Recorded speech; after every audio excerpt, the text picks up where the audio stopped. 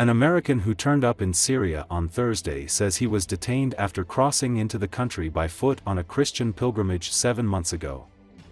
Travis Timmerman appears to have been among thousands of people released from the country's notorious prisons after rebels reached Damascus over the weekend, overthrowing President Bashar Assad and ending his family's 54-year rule.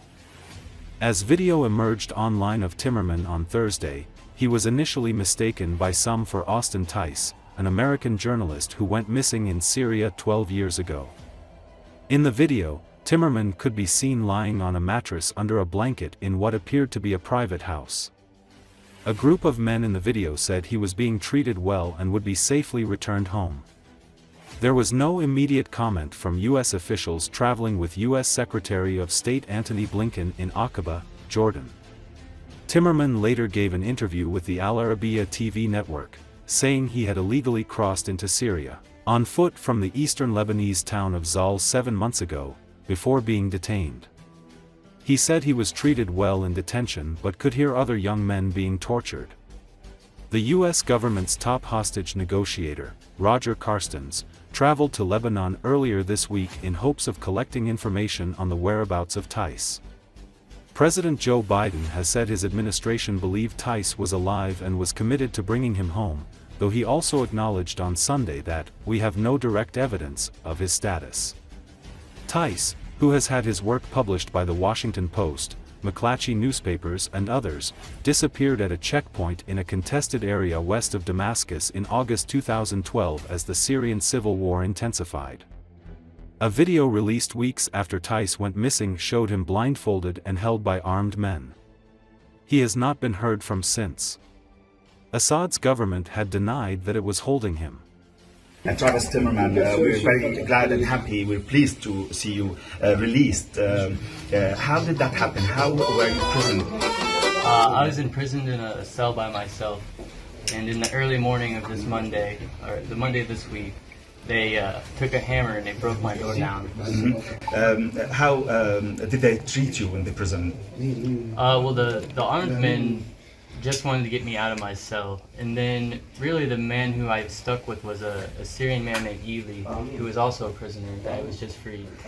And he took me by the side, by the arm really, and he and a young woman that lives in Damascus, and us three exited the prison together.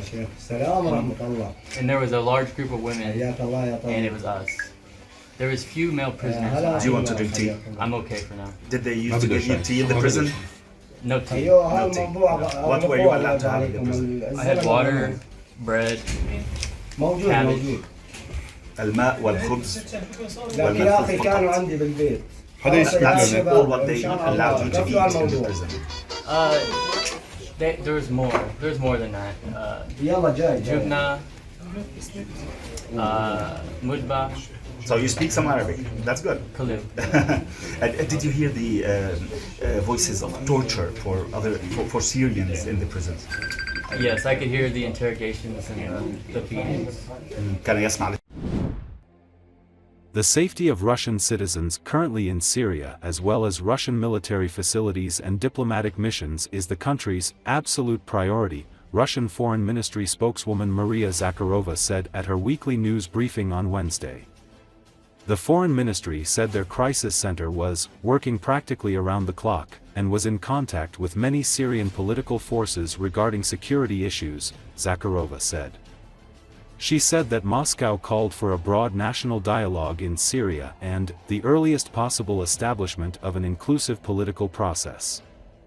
Asked if Russia helped to evacuate the ousted Syrian President Bashar Assad and his family to Moscow, Zakharova replied that assistance was provided as part of a humanitarian gesture, without giving any details. She expressed concern about Israel's actions in the buffer zone of the occupied Golan Heights, as well as its strikes on military facilities, adding that they obviously do not serve the task of stabilizing the situation in Syria, and, on the contrary, they further aggravate the already extremely difficult situation that has developed in recent days in this country.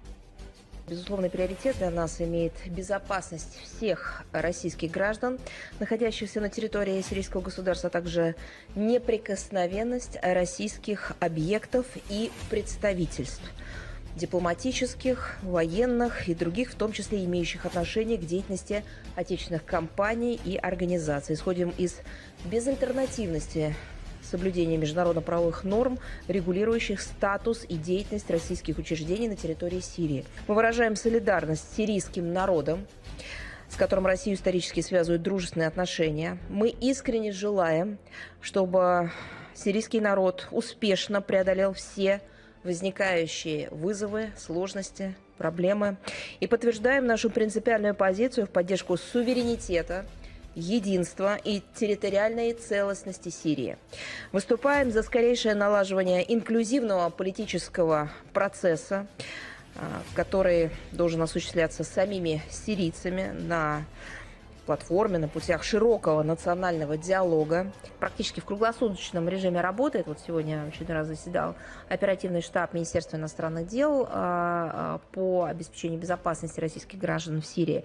Вырабатываются соответствующие решения. Российская страна находится в контакте со всеми, со многими. Сейчас про слово «все» говорить невозможно, потому что сложно там даже идентифицировать все политические силы, но со многими политическими силами для реализации, еще раз говорю, вопросов и целей, связанных с безопасностью наших граждан, наших объектов, ну и в целом для, так сказать, выстраивания взаимодействия с силами, которые сейчас приходят к власти в Сирии. Помогала ли Россия в эвакуации Асада и его семьи из Сирии и, соответственно, в чем заключалась эта помощь? Заключались ли российскими властями какие-то договоренности о его безопасном полете в Россию? Ну, было оказано содействие в необходимом объеме в рамках упомянутого, как вы уже правильно сказали, гуманитарного жеста. Я бы это так сформулировала. Про детали я бы сейчас говорить не стала. Действия вооруженных сил Израиля, занявших буферную зону в районе Голана и ряд прилегающих к ней районов, очевидно, нарушают условия Сирийско-израильского соглашения о разъединении сил от 1974 года. И, конечно, серьезную обеспокоенность у международного сообщества вызывают действия ВВС Израиля, которые наносят массированные ракетно-бомбовые удары по военным, гражданским объектам на сирийской территории. Эти силовые акции, очевидно, не служат задачам стабилизации обстановки в Сирии. И, напротив, они еще больше усугубляют и без того крайне тяжелое положение, сложившееся в последние дни в этой стране.